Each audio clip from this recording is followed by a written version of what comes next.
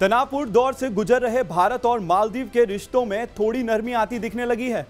कुछ दिन पहले प्रधानमंत्री नरेंद्र मोदी के लक्षद्वीप के दौरे के बाद दोनों देशों के बीच जो तल्ख बयानबाजी चल रही थी वो अब शांत होती दिख रही है। रिपब्लिक डे के मौके पर मालदीव से आए कुछ ट्वीट इसी की ओर इशारा कर रहे हैं। मालदीव के राष्ट्रपति ने भारत को उसके 75वें गणतंत्र दिवस की बधाई भी दी है। साथ ही यह कहा है कि भारत मालदीव संबंध सदियों की दोस्ती, आपसी सम्मान की गहरी भावना से आगे बढ़े हैं। माना जा रहा है कि भारतीयों द्वारा मालदीव की यात्रा कैंसिल करने से उसे भारी नुकसान हुआ है।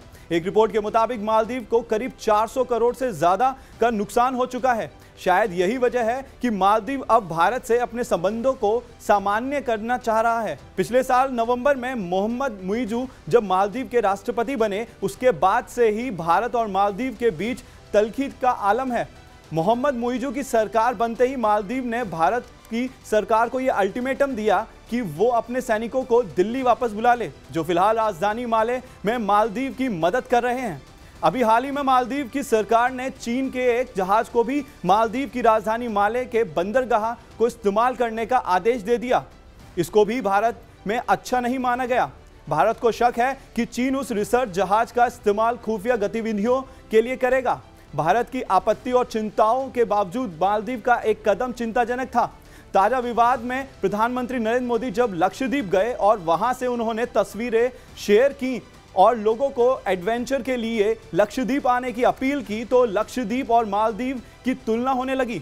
इस पर मालदीव के कुछ मंत्रियों ने हाय तौबा मचा दिया। इसके बाद सोशल मीडिया पर एक मुहिम चल पड़ी जिसमें भारत के लोगों ने मालदीव की यात्रा कैंसिल करनी शुरू कर दी। मगर मालदीव भारत के इन घटनाक्रमों से तनिक भी बाज नहीं आया और उसके राष्ट्रपति मोहम्मद मुइज़ू तुरंत चीन के दौरे पर चले गए।